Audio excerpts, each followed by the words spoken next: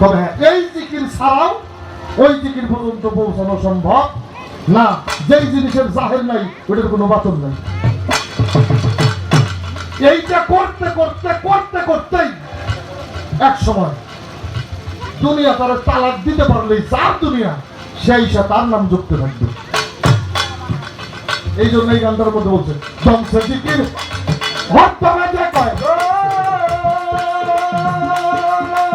তার কথা সে যদি কয় না তার কিসের ভয় থাকে না। জমছে জিকির বর্তমানে কয়